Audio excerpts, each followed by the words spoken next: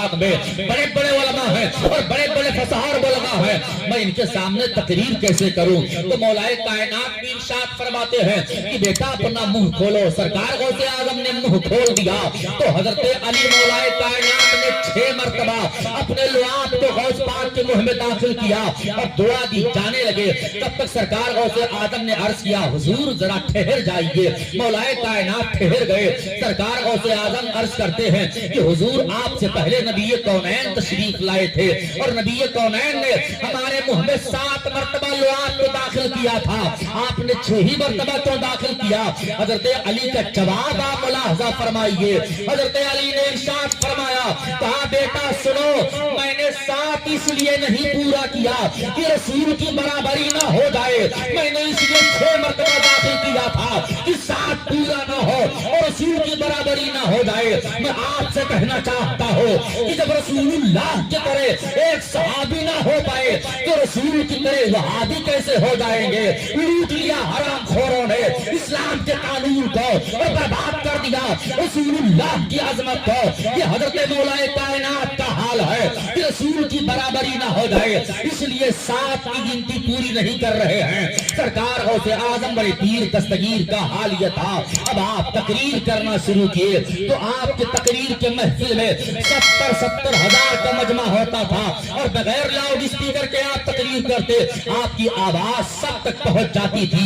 یہی سرکار غوث اعظم ایک بار تقریر کر رہے تھے اور آپ کے سامنے حضرت علی حیدری رحمت اللہ تعالیٰ علیہ بیٹھے ہوئے ہیں کہ ان کو نیند آ جاتی ہے اور انہوں نے خواب میں نبی کونین کو دیکھا کہ خواب میں سرکار کی زیارت ہوئی، ادھر یہ خواب میں نبی کا دیدار کر رہے ہیں۔ سرکار غوث اعظم بڑے پیر نے تقریر بند کر دی اور بند کرنے کے بعد آئے علی حیدری کے سامنے ادب کے ساتھ کھڑے ہو گئے۔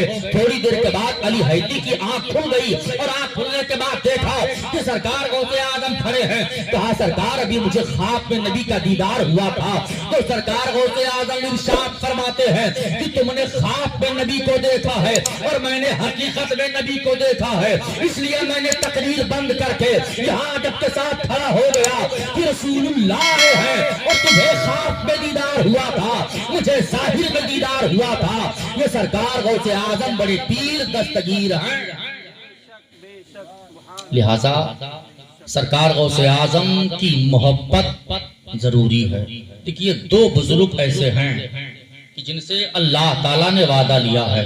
ایک سرکار غوث اعظم بڑے پیر ہیں کہ آپ عبادت کر رہے تھے، غیب سے آواز آتی ہے کہ عبد القادر جو مانگنا ہے مانگ لو۔ آپ نے عرض کیا پروردگار جو میری منشا ہے تو جان رہا ہے۔ پھر آواز آتی ہے عبد القادر جو مانگنا ہے مانگ لو۔ آپ نے عرض کیا اے اللہ جو میں چاہتا ہوں تو جانتا ہے۔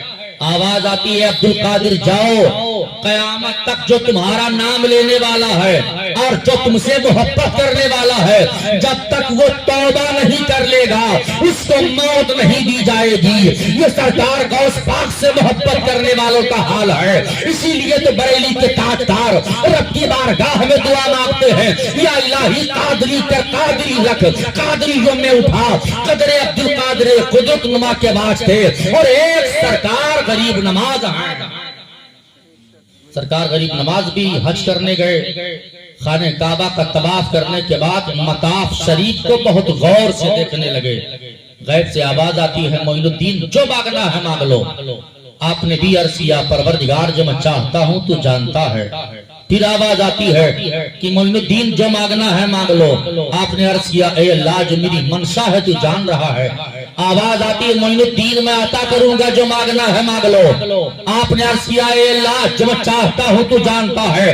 تو آواز آتی ہے معین الدین جاؤ، قیامت تک جو تمہارا نام لینے والا ہوگا اور جو تم سے محبت کرنے والا ہوگا میں نے ان سب کو بخش دیا ہے، اور جب تک وہ توبہ نہیں کر لیں گے انہیں موت نہیں دی جائے گی۔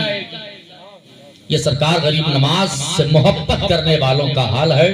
اس لیے غوث اعظم سے، غریب نماز سے، اللہ کے نیک بندوں سے سچی محبت کرو، اور غریب نماز کا نام لینے والا تو کبھی محروم نہیں ہوتا ہے۔